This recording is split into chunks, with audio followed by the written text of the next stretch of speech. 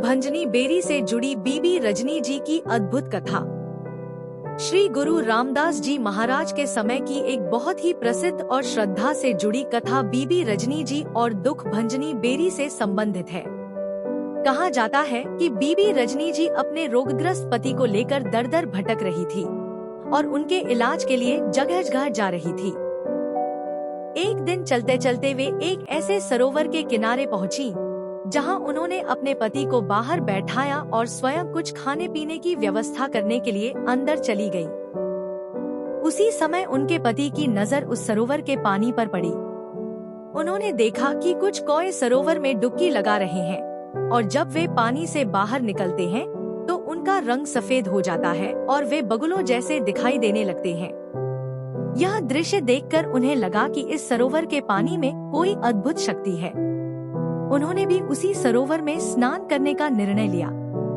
जैसे ही उन्होंने सरोवर में डुबकी लगाई और पानी से बाहर निकले तो मान्यता के अनुसार उनके शरीर में एक अद्भुत परिवर्तन हो चुका था।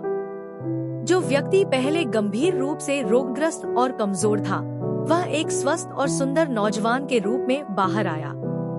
जब बीबी रजनी जी वापस लौटीं और उन्होंने अपने पति की जगह एक स्वस्थ युवक को देखा तो वे हैरान रह गई। उन्हें विश्वास ही नहीं हुआ कि यह वही व्यक्ति है जिसे वह अपना पति मानकर इतने समय से अपने साथ लेकर घूम रही थी। उनके मन में यह विचार आया कि शायद उनके पति को कुछ हो गया है और यह कोई दूसरा व्यक्ति है। लेकिन जब यह बात श्री गुरु रामदास जी महाराज तक पहुंची, तो गुरु साहिब ने बीबी रजनी जी को समझाया कि यह कोई दूसरा व्यक्ति नहीं, बल्कि वही उनके पति हैं। उनकी श्रद्धा, उनकी भक्ति और उस पवित्र स्थान की कृपा से उनके पति को स्वास्थ्य प्राप्त हुआ है। इसी घटना से जुड़ी मान्यता के अनुसार सरोवर के किनारे खड़ी उस बेरी को श्री गुरु रामदास जी महाराज ने दुख भंजनी बेरी नाम दिया।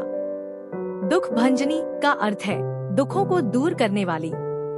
आज भी यह स्थान श्रद्धालुओं के लिए विशेष आस्था का केंद्र माना जाता है। लोग यहाँ श्रद्धा के साथ आते हैं, अरदास करते हैं और पवित्र सरोवर में स्नान करते हैं। श्रद्धालुओं की मान्यता है कि यहाँ श्रद्धा और विश्वास के साथ की गई अरदास से मन को शांति मिलती है और दुख दर्द से राहत की आशा मिलती है।